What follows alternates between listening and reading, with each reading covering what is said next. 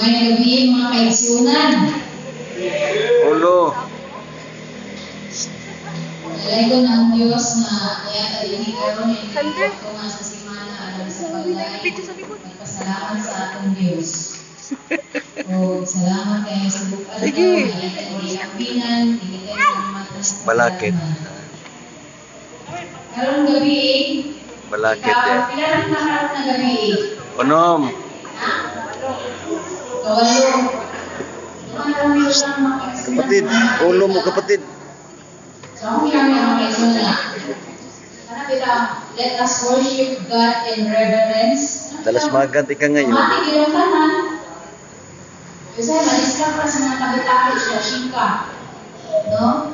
Is that how we worship God? Ato bang tinaro is fear God and worship Him. How do you fear God? Ano yung pamagana? So, ang atong text is found in Revelation 14:7. Nagingon, fear God and worship Him.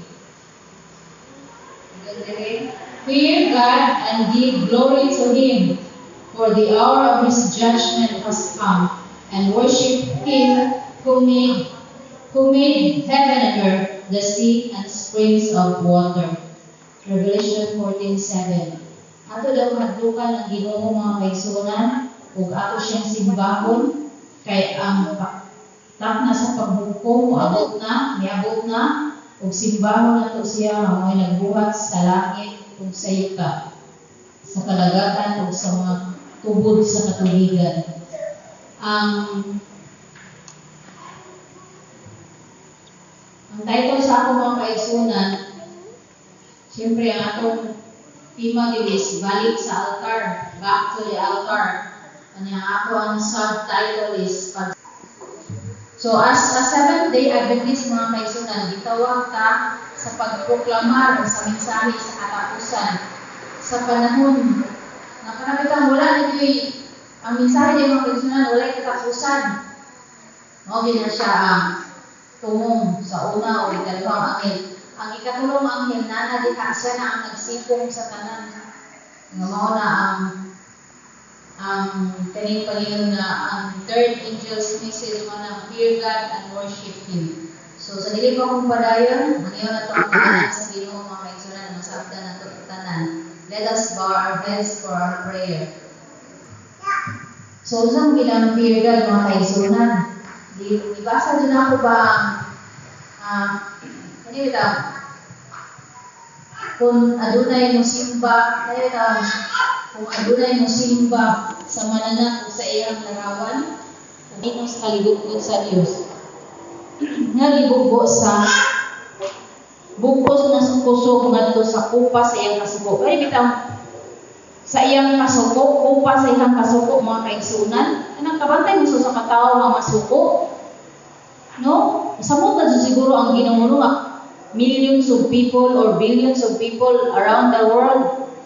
Unya naghatag lang og walay pagdaig paghimaya niya. So kung imo siya literal ba, kung sa tawhanon nato kung ano sa katawo masuko daw patay na, di ba? Oh. So imo ma-imagine ba nga kung ang Ginoo mayroon siya nga og ikaw ma-appeal unsa na makatagamtang ka sa iyahang kapumok kaya nga naman gisimba nimo ang nagsimba ka sa larawan ug kana iya bulungtanan nga manay gingon sa Revelation 18:4 nga gumula kamo gikan kanila ug pagpalain kamo karon mga kaigsunan di na kita mailhan nanas kadaghanan wala kita malain. No, kita pa'y mag-una-una dito sa kuan. So, makaingon ta, wala lagi ta na makaingon jud ta ba, mato ibalwiton kung bagalingon. Nakasimba na baka ni sa mapintas na mananap, no? No? Unsa may inyong evaluation mga kaigsunan? Kaningon man diri kung adunay musimba sa mananap sa iyang larawan kung mudawa sa iyang marka sa iyang agtang sa iyang kamot, siya sa iyang kagalingon magainom sa bino sa kaligugot sa Dios. Kano sa mo abot mga kaigsunan? Ha? Sa inyong paminaw karon, wa gyud mo nakasimbas mapintas manana? Ha? Oo. Usahay may lang kita mo istorya pero naglapas-lapas na ta sa iyang kabalauran. Nay ganun aniya ang pailog sa mga balaan, aniya ang agdas nagabantay sa iyang sugo sa Dios ug sa pagtuo ni Jesus. Mao ni ang mensahe sa ikatulo nga malimda mga kini mao ang presenting. Mao gini siya ang present truth karon nga ang mga nag-angkon profess Christians, profess Seventh-day Adventist, nag-angkon nga Adventista pero sukwahi sa ilang binuhatan. So mao na mga kadluki ang Dios. Mayon kay kadluki ang Dios mga kanang uban ang kahilom, pagdayeg nga puno sa kasulimni. Magsulimni din na pati naman natong banhaan. Magtabi naman nga nila, di na magdungo. Pinaana ba ta magsimba mga kaigsunan? Ako masuya kay ko kanang daghan mo mga simbahan mga kaigsunan nagibisitahan no. Bisan nun sa kagamay nagsulod nimo makaingon sa wow ganito diri sa ambiance sa ilang pagsimba ito wala nagtabi way mga bata kadaghan wala ikaw pod ganahan kay ka mamati.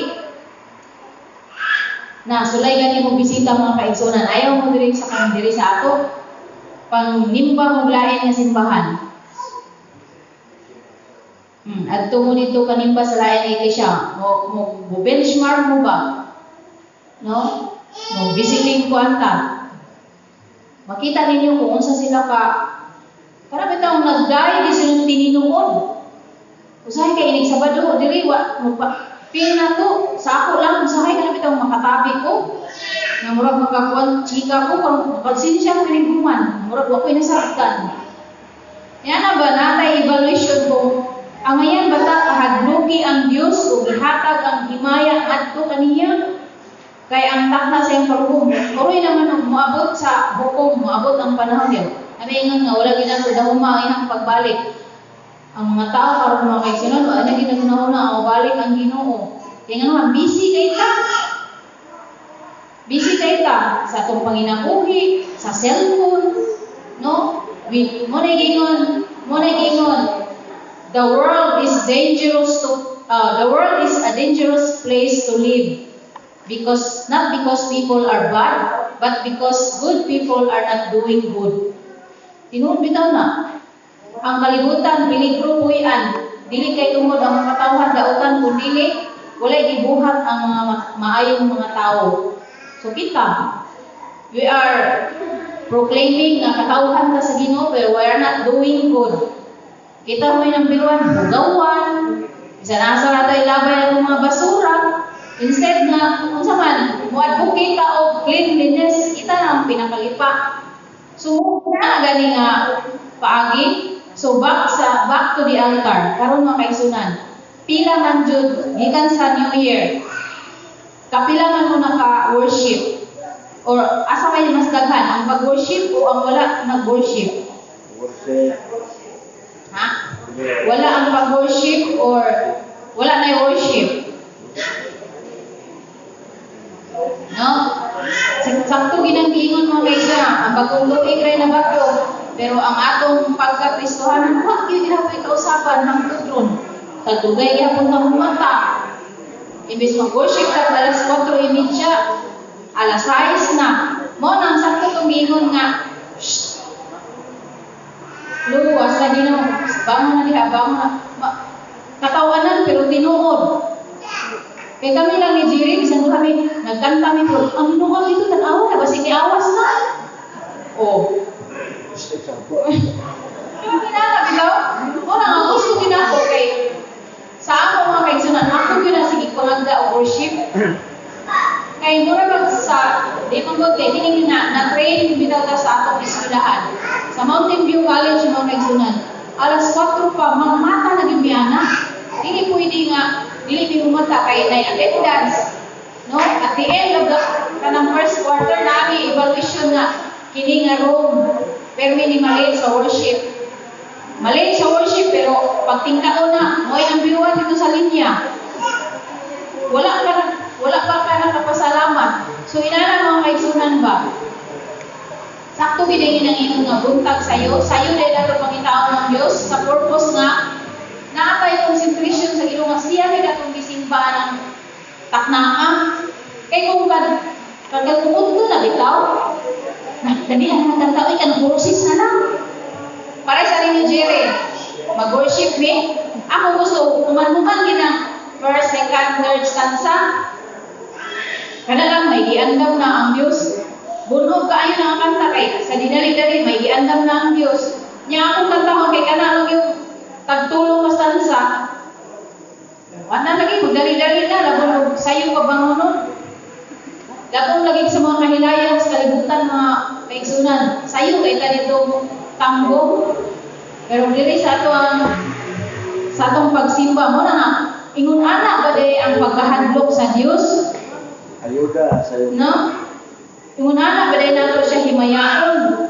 Kay moabot bitaw ang taknas pabuko, wala kita masayod mga kaigsunan. Karon lang busy man lagi sa among one-stop shop. So na mga requirements masamo jud.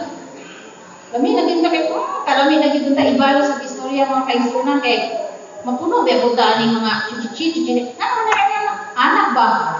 Kakaan sa sa among mga labaw kay mo ni mga anak. Kalami na jud pero tungod lagi kay naatay Ginoo mga kaigsunan. Bali pa na lang naman kung kita'y masakitan kaysa kita'y makapasakit. Kay lisod na kay pagbakwi. Kung sabi ta itong mga istorya mga lisod na kay bakwion. Pailog na man lamang. Muna gingon nga kung mapailuban, pailog jud. Moto sa nalugay, wala man kumaaw. Part naman sa among trabaho man, nga inyo may kasaban, inyo may istoryahan, o mga dili mga maayo, pero amo na ito ng gidawa. Makadawat mi, pero kamong kahapon, makabati ko sa among dili malang istorya, di ba kay i-post dayon mi dito sa Facebook. No? So, ingon nga prisuhan mga dili gid lalim day ay ang langit nga atong adtuan. No? So, ang mensahe back to the altar. Dili gid ko sayangan ang panahon mga kaigsuonan.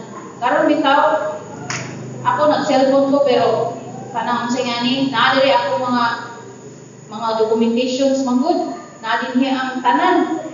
No? Kay imo kuning gidala-dala, di pag ingon nga naa diri ODA na kay report ODA, makapasa din ang report.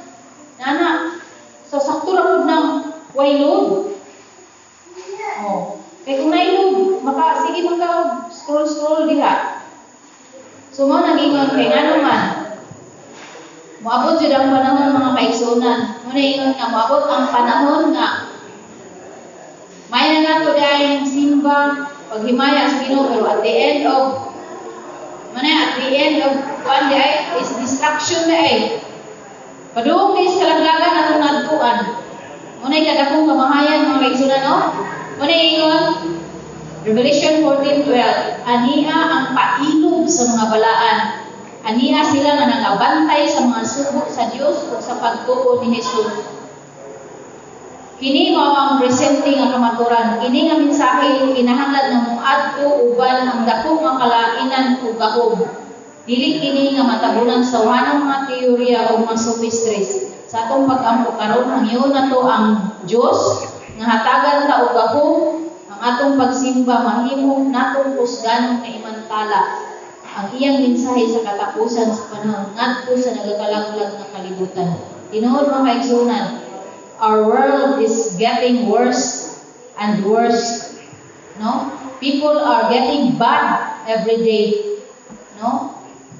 Kunya murag napildi na hinuon ang katawhan sa Ginoo sa dautan. Muna nga dili kita gusto sa Dios na kanang mapildi bitaw ang iyang katawhan, unta makigbisog biday ta mga kaigsuonan kay nining panahon wala ginato daw maaron dili ka mahiapil sa kalibot-bot ug sa katungon sa Dios. Naging dili ato ko niyang mga kaigsuonan kahadloki ang Dios ug ihatag ang himaya kaniya.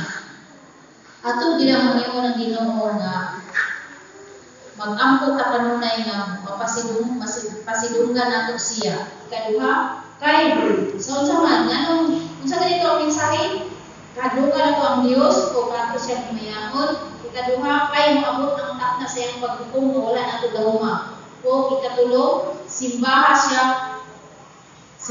nato siya nga nagbuhat sa langit ug sa yuta. So mao ni ang tulo ka mensahe sa tulo ka manulunda mga kaigsuonan, the three angels messages na fear God, worship Him, para sa mabot ang hukom kay mabot ang takna sa iyang paghukom. Unya simbahan siya nagbuhat sa langit sa yuta. So ang kanang pagsimba nato mga sa adlaw ipapulay mao na ang remembrance nato nga siya gyud ang naglalang niya no? So mao na nga magpasalamat ta kinahanglan nga sa dili pa ko mo likod mo man na ko i-share ninyo nga kaning giingon ni Ellen G. White. Ingon siya din ni ang pagkahadlok dahil sa Ginoo mga kaisunan to worship Him as the Creator of the heavens and the earth, fear God and keep His commandments, for this is the whole duty of man. So Ecclesiastes 12:13. Without obedience to His commandments, no worship can be pleasing God. Ginoo jud mo kaisunan. Kung wala ka nagtumat sa iyang kasungguan, wala ka sa imong pagsimba Christ, wala nang napahimuot ang Dios. No? He that turneth away his ear from hearing the law, even his prayer shall be abomination. So, kung dili sa likway din nato itong madalungan mga kaisunan sa pagpamati sa mga kalauran, bisan ang atong mga pag-ampo dulungkanan. So, ngayon sa Proverbs 28:9, the duty to worship God is based upon the fact that He is the Creator and that to Him all other things owe their existence. And wherever in the Bible His claim to reverence and His claim to reverence and worship above the gods of the heaven, the hidden is presented there. All the gods of the nations are idols, but the Lord made the heavens. So, kinahanglan tayo dito ng mga kaisunan, mupalain ka, lift up your eyes on high, and behold, who hath created these things? Thus saith the Lord of hosts. So, ato biday siya mga simbahong mga kaisunan, kay siya ang naglala sa langit o sa yuta, ato siyang kahadlukan, kay maabot niya ang takna sa paghukom na wala na itong damha. O dili na gusto nga makaambit sa iyang kapumot, sa iyang kaligot-got, no? So kung sa kapumot o kaligot-got, kung maapil ta na, sure, asa kita pa doon. No? Kung maapil ta sa kaligot-got, sa kapumot, sa Ginoo, ahang kita pa doon, anak. So kamo na lang itubag, asa ka pa doon. No? So mao na, ang mensahe na ni kagamin no, inaot, manghinahot ko nga, ato yung hatagan o kanang pagsimba kay nato nga tibuok kinatong kasing-kasing dili kay mura ra nagasimba mo ana gani panahon na ron nga tinuod dili na nato nga kamurag as if nga kamurag pareha gay nato og pareha ra nato og kalebel ra nato ang Ginoo ba dili ay ato pagini siyang isipon nga mas labaw gid siya no so ato siyang daygon tibuok nato kasing-kasing nauna kung mahinaw ko ning kagabihon, masabda na to, ma-aplika na to sa atong inadlaw-adlaw ang pagkinabuhi. Kaya ang atong tumong ug tuyo mao ang langit.